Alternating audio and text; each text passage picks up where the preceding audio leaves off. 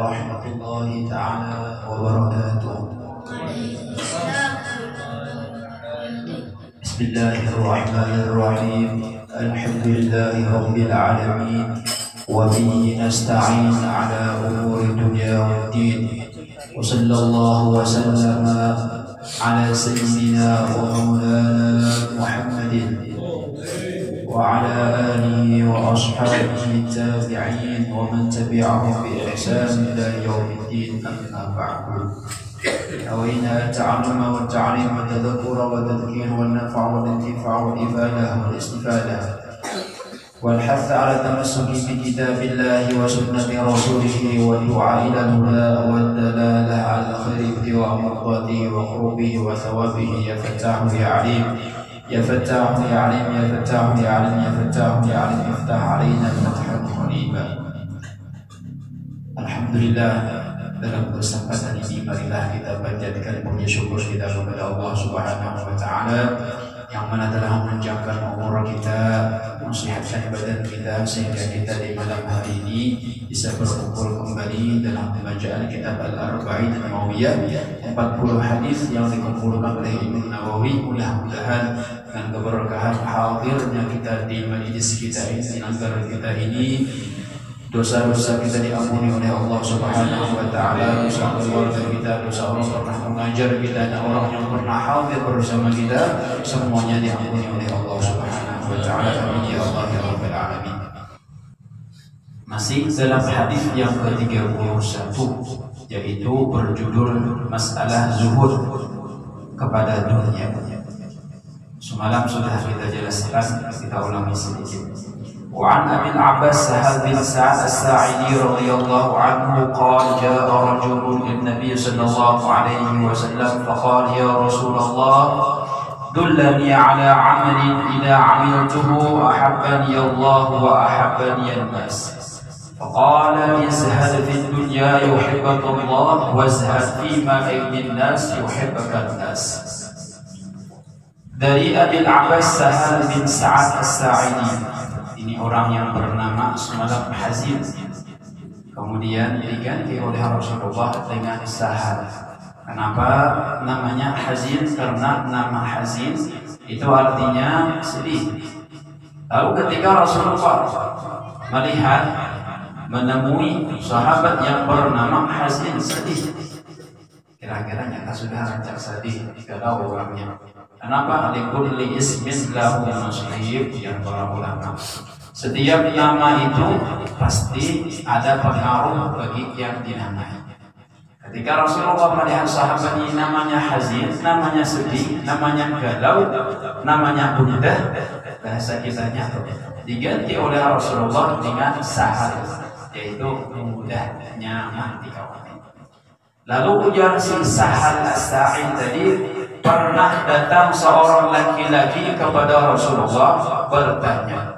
Ujar laki-laki tadi, ya Rasulullah, akhbirni bi'amalin, kabarkan kepada ulun suatu amalan, apabila ulun mengamalkan amalan tersebut, ahabbani Allah, Allah akan cinta kepada ulun, wa ahabbani nas, dan makhluk sekalian pun juga cinta kepada ulun. Amalan supaya dicintai Allah dan dicintai makhluk. Dijawab oleh Rasulullah sallallahu alaihi wasallam, izhad fid dunya yuhibbaka Allah. Bersifat zuhudlah engkau terhadap dunia, niscaya Allah akan cinta kepadamu. Makna zuhud itu adalah menghilangkan ta'alluq hati kita, hubungan hati kita, cintanya hati kita terhadap dunia. Itu sifat zuhud. Nah, jadi zuhud itu bukan arti orang yang zuhud ada isi harta. Artinya orang itu ada isi harta, cuma hartanya kada malalayakan sidin dari beribadah. Ada malaikat harta sedih dari beribadah.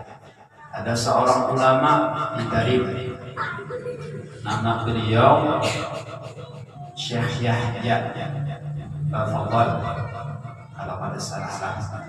Jadi beliau ini Syekh Siwadi di Tarif tadi, beliau pernah sekali terlambat sembahyang jemaah.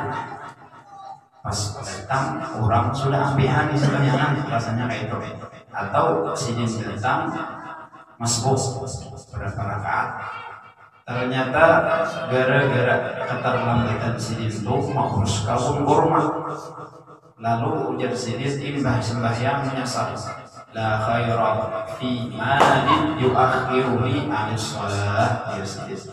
Ada kebaikan pada harta yang menyelamatkan aku dari sembahyang. Imbah itu sidin langsung sabarataan harta sidin diwakafkan karena Allah. Nah ini makna zuhud. Nah makna zuhud hakiki diwakafkan. Rasulullah sallallahu alaihi wasallam mengajarkan kepada kita agar kita menghilangkan ta'alluq hati kita, kecintaan kita kepada dunia. Bahkan beliau mengajarkan bukan hanya ta'alluq hati hanya kepada dunia, bahkan dunia pun Rasulullah jauh. Kalau kita lihat dalam hadis itu, ujar perawi hadis Rasulullah sallallahu alaihi wasallam itu pernah berlalu bagi beliau selama 2 bulan dapur beliau ada pernah dinyalakan api. Artinya apa ya? Kada ada apa yang dimakan. Berapa? 2 bulan berturut-turut. Subhanallah. Bahkan pernah pada suatu hari Sayyidina Umar melihat Rasulullah sallallahu alaihi wasallam sedang berbah di palapah kurma. Nya orang bahari itu yang hambal paguringan itu palapah kurma. Palapah kurma itu di ayam-ayam. Di ayam ada ayamnya. Itu dijadikan orang gasan paguringan. Jadi Rasulullah ini pernah pada suatu hari berabah di palapah kurma. Ketika beliau bangun, Sayyidina Umar melihat babakas belakang sendiri. Ketika melihat demikian itu, nangis Sayyidina Umar. Ujar Rasulullah sallallahu alaihi wasallam, "Ma yubkika ya Umar?" Apa yang menyedihkan engkau wahai Umar? Ujar Rasulullah pada ketika itu bisi tapi salam beratnya kayak tapi salam beratnya ada kesamaan antara bersekongkolan. Bersekongkol itu ketika beliau masih belajar itu tapi salam beratnya atau 2 lembar mencerita salam beratnya di sisi tapi nah mutabaahnya Rasulullah luar biasa. Jadi Rasulullah ini disitapi sahabatnya berabah di hamparan kurma tadi babakas belakang sendiri. Menangis Sayyidina Umar ketika melihat demikian. Ujar Sayyidina Umar, ujar Rasulullah, apa gara yang menyesalkan kamu wahai Umar? Ujar Sayyidina Umar, "Zakartu Kisra wa Qaisar aduwillah." Aku teringat kepada si Kaisar dan Kisra. Ini Kaisar dan Kisra ini seorang raja yang berada di negeri Romawi dan Paris. Jadi istilahnya itu gelar. Jadi orang bila jadi raja di sana gelarnya apa? Kaisar. Gelarnya apa? Kisra. Raja besar. Jangan kita ini Rom itu di Amerika. Kekuatannya kuat benar. Ada orang yang kawat menandinginya. Jadi ujar Sayyidina Umar, ya Rasulullah tak ingat lawan bubuhan kerajaan yang berada di Kaisar dan Kisra itu. Kenapa bubuhannya? Fil khazzi wal qazzi wal harir wal dibaj. Mereka itu guring di atas tilam yang nyaman. Mereka guring di atas sutra. Mereka guring di sesuatu yang nikmatnya luar biasa. Padahal mereka adalah musuhnya Allah. Sedangkan dia ya Rasulullah guring bebakas belakang. Nah, dijawab oleh Rasulullah sallallahu alaihi wasallam ujar Nabi kita, "Abi syakhin anta ya ibn Khattab, ama tarda an takuna lahum dunya wa lahum akhirah." Apakah engkau ragu wahai anaknya si Khattab bahwasanya mereka diberikan oleh Allah Ta'ala dunia dan Allah akan berikan kepada kita akhirat. Jadi istilahnya kada usah sedih. Rasulullah itulah yang dicontohkan oleh Rasulullah tentang kesulitan sidin lawan kemuliaan barataan. Bahkan pada sebuah riwayat kata Rasulullah, "Uridu an aju'a yawman fa asbir wa ashba'u yawman fa ashkur." Aku ingin sehari lapar, maka aku bersabar, dan sehari kenyang, maka aku bersyukur. Pas namanya Bapak Sokul bilang tadi, kita mengatakan guru Ansari semua. Itu aja guru Ansari itu sangat kawan guru Sokul. Bahari sekolah di Darussalam. Jadi guru Sokul ini pada tahun selama 12 tahun ya. Iyalah 12 tahun makan gedang pisang. Ada pernah sih dia mengadu bersyukur tetap, bersabar tetap. Selama 8 tahun makan nasi bungkus bagi apa? Nah, itu orang yang mutabaahnya luar biasa, kawan.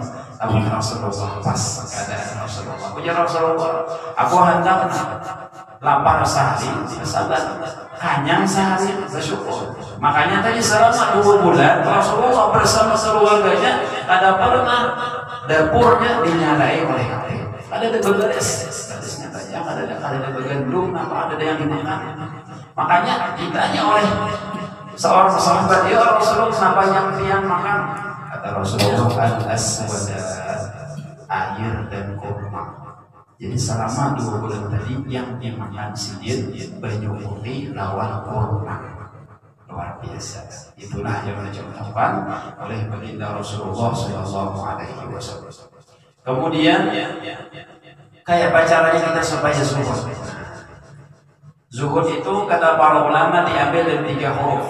Supaya kita zuhud 3 huruf. Ada huruf zai, ada huruf ha, ada huruf dal. Zai, supaya kita zuhud kita harus meninggalkan perhiasan, hias-hias dunia. Kemudian huruf ha, kita supaya zuhud kita harus meninggalkan hawa nafsu. Dan dal, kita harus meninggalkan dunia. Biar para ulama. Dan pendorong supaya kita zuhud itu menghadirkan, mengingatkan bahwa lezatnya dunia itu akan melupakan kita, menjauhkan kita dari beribadah kepada Allah dan mengurangi derajat kita, derajat pangkat kita di akhirat nantinya. Jadi ujar Sayyidina Ibnu Umar radhiyallahu anhu, la yusibu ahadun minad dunya syai'an illa naqasa min darajatihi 'inda Allah. Tidaklah seseorang itu mendapatkan harta dunia ketika dunia ini kecuali nantinya di hari kiamat nikmat itu akan dikurangi, derajatnya, pangkatnya di akhirat itu semakin berkurang. Jadi semakin banyak yang kita dapatkan, semakin berkurang nantinya di hari kiamat. Dan diantaranya lagi para wali-wali bahari dan para nabi-nabi dahulu itu kadada yang mengumpulkan dunianya, kadada yang bertakluk dengan dunia. Diceritakan dalam kitab sini kisah Nabi Isa alaihissalam. Kayak presiden mencontohkan bahwa dunia itu sangat membahayakan kepada seorang hamba. Jadi pernah diceritakan Nabi Isa alaihissalam berjalan. Karena Nabi Isa itu Al-Masih namanya. Apa arti Al-Masih? Masih itu orang yang batisnya rata. Jadi Nabi Isa itu batisnya itu kadada berlupakan. Kenapa jadi rata? Karena masih itu berjalan terus. Al-Masih. Nah itu ada sebagian para ulama kenapa digelar Al-Masih. Jadi Nabi Isa alaihissalam pernah pada suatu hari berjalan, kemudian bertemu lawan seorang Yahudi. Umpan lawan Nabi Isa. Akhirnya pun Nabi Isa ada di si roti, si Yahudi ada di si roti, dikumpulkan 3 puting roti. Ternyata ketika makanan Nabi Isa makan sebuting roti, si Yahudi ini makan sebuting roti, sebuting rotinya digunakan sidin sembahyang, sekalinya hilang rotinya. Nabi Isa tahu yang makan roti ini adalah si Yahudi tadi. Nah, kemudian berjalan, ujar Nabi Isa, siapa makan roti? Ujar Yahudi, aku udah tahu. Tahu aku. Kemudian berjalan, melihat ada seorang buta, laki-laki yang buta. Kemudian didoakan oleh Nabi Isa alaihissalam, Ternyata dengan berkat doa beliau kamu melihat. Kemudian Nabi Isa alaihissalam bihaqqil ladzi araka al-a'ma basira. Dengan kemuliaan orang yang dapat mengembalikan seorang yang buta menjadi dapat melihat. Siapa makan roti yang ketiga? Ujar Yahudi, ya tahu aku. Kata aku masih jalan pulang. Imbah berjalan bertemu dengan seorang yang lumpuh. Orang yang lumpuh. Kemudian didoakan oleh Nabi Isa alaihissalam orang lumpuh tadi langsung mau berjalan. Kemudian Nabi Isa alaihissalam dengan kemuliaan Allah yang dapat menjadikan orang yang lumpuh menjadi orang yang bisa berjalan. Siapa makan roti yang ketiga? Nah, roti yang tiga tadi hilang rotinya. Ujar Yahudi, aku udah tahu. Kadang apa masih? Kadang apa sih rotinya? Kemudian berjalan, Nabi Isa tahu sini hendak berjuang. Berjalan sampai bertemu lawan sebuah sungai. Lalu ujar Nabi Isa alaihissalam, wahai Yahudi, pegang tanganku. Pegang oleh Yahudi tangan Nabi Isa alaihissalam. Ternyata berdua ini berjalan di atas air. Imbah berjalan di atas air sampai menyeberang sungai. Ujar Nabi Isa alaihissalam, dengan kemuliaan Allah yang dapat menjalankan kita di atas banyu, siapa makan roti? Ujar Yahudi, kada tahu. Kada menakut sih.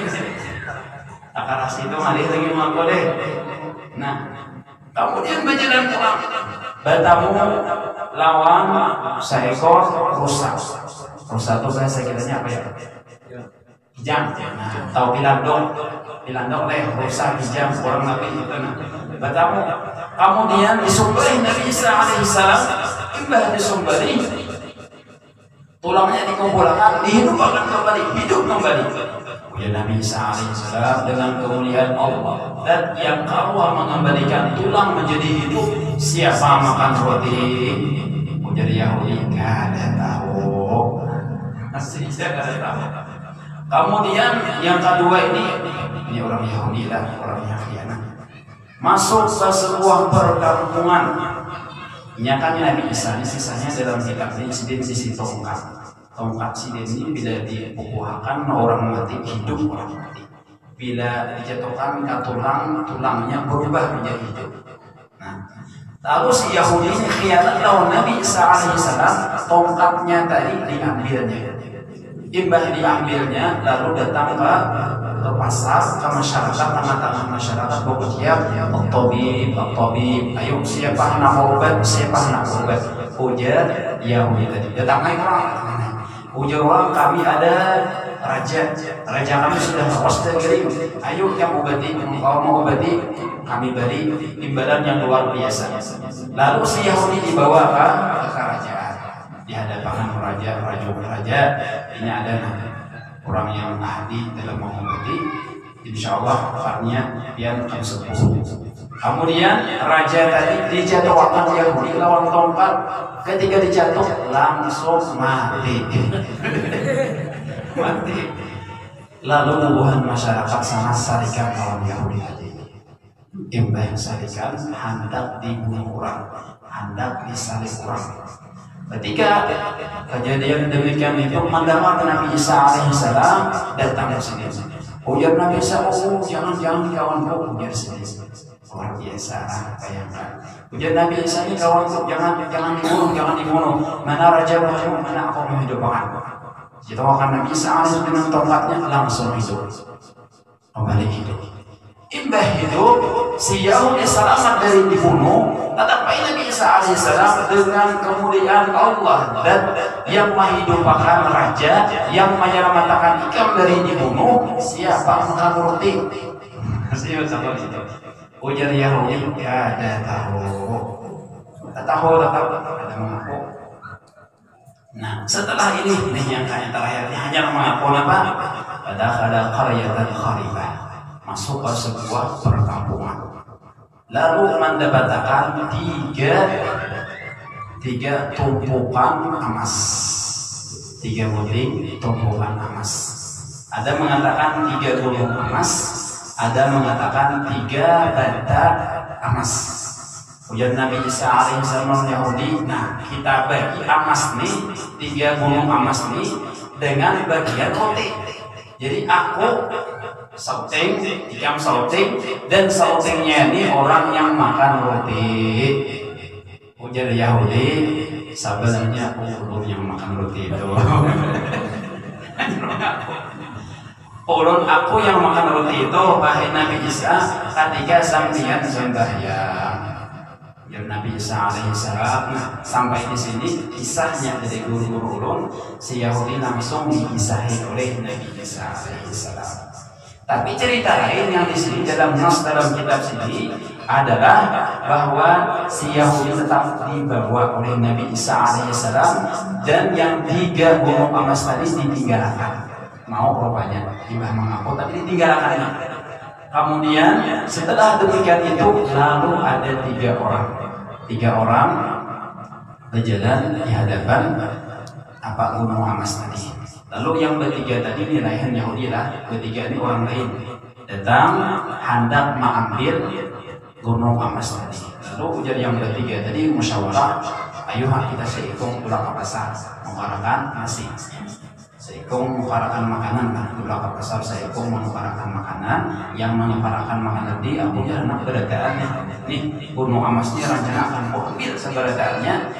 Ayo amunnya kau ambil ini, aku ambil beradaan, tak paksa, amun itu aja aku paksa aku racuni dalam nasi tadi. Jadi makanan diracuninya. Lalu yang seikung tadi yang ketika datang memberi nasi lalu dipukulinya, dibunuhnya. Yang mengarakan nasi mati, kemudian yang membunuh ini memakan nasi yang berdua pas mati segitiga. Subhanallah. Ketika itu lalu kembali pulang Nabi Isa alaihissalam ke tempat tersebut bersama si Yahudi ini. Ujar Nabi Isa alaihissalam, seperti itulah dunia. Seperti itulah dunia. Kemudian dihidupkan oleh Nabi Isa alaihissalam yang bertiga yang matian tadi. Fatabu anhu dunia. Kemudian mereka pun taubat dari cinta kepada dunia.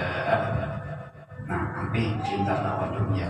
Wa amma Yahudi, adapun si Yahudi tadi, faqala a'tinil mal, berikanlah aku wahai Isa alaihissalam harta, aku hendak harta. Qala khudh fa huwa nasibuka min dunya wal akhirah. Ambillah emas bertahan tadi karena itu adalah bagianmu, bagian dunia dan bagian akhiratmu. Ketika nama ambil, fa hasaballahu bihi wa bid'ah. Kemudian ditenggelamkan oleh Allah Ta'ala si Yahudi dan emas yang 3 gunung tadi ke dalam dunia, ke dalam bumi. Subhanallah. Jadi Nabi Isa alaihissalam berkata seperti itulah dunia menipu daya kepada orang yang mencintainya. Jadi kalau hilangkan ta'alluq kita kepada dunia ini, insya Allah ada banget lagi sakit hati. Persis dengan sabdanya Rasulullah sallallahu alaihi wasallam, hubbud dunya ra'su kulli khati'atin. Cinta terhadap dunia itu adalah puncaknya setiap kejahatan. Orang merampok, orang mengambil, menjuntang, itu keadaan gara-garanya karena cinta lawan dunia. Jadi kata Rasulullah sallallahu alaihi wasallam, apabila kamu hendak mencintai Allah, maka zuhudlah terhadap dunia. Dan apabila engkau hendak dicintai makhluk, dicintai manusia, izhad fima 'indan nas yuhibbukan nas. Dan sifat zuhudlah engkau terhadap apa yang di tangan manusia, niscaya manusia akan cinta kepadamu. Artinya apa? Jangan mengharap ampun. Bila hendak mencintai masyarakat, bila hendak mencintai kawanan, jangan mengharap ampun orang, pasti kamu dicintai oleh mereka itu. Nah, Qala Hasan, berkata Imam Hasan, la yazalu rajul kariman 'ala an-nas hatta yatma'a fi dunyahum. Manusia itu, seorang laki-laki itu disebut orang yang dermawan ketika dia kadang mengharapkan ampun orang. Jadi dermawannya itu ketika inya keluar kadang mengharap ampun orang. Makanya kan ujar guru kang Sarif malam tadi, papada kawitan abah guru songkol lawan guru songkol dua. Pertama ujar silin jangan meminta, yang kedua jangan berhutang. Jadi papada kawitan abah guru songkol nih, ketika guru songkol masih halus, itu dua itu papada silin. Kayak apapun jika keadaannya, wahai Zaini, ujar kawitan silin, jangan minta ampun orang, jangan berhutang.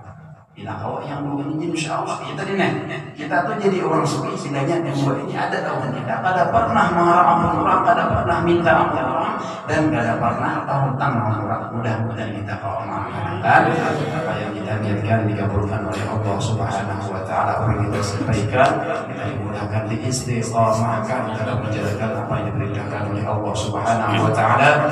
Mudah-mudahan dosa-dosa kita, dosa keluarga kita, dosa orang tua kita, dosa orang pernah mengajarkan ilmunya kepada kita, dosa orang yang pernah hadir bersama kita diampuni oleh Allah Subhanahu Wa Taala, dan kita satu rata dimatikan dalam keadaan husnul khatimah, dikumpulkan bersama wali-walinya Allah Taala bersama baginda Rasulullah sallallahu alaihi wasallam. Inilah yang bisa kita sampaikan. Apabila ada salah dan khilaf mohon dimaafkan. Wabillahi taufiq wal hidayah. Wassalamualaikum warahmatullahi taala wabarakatuh. Alhamdulillah.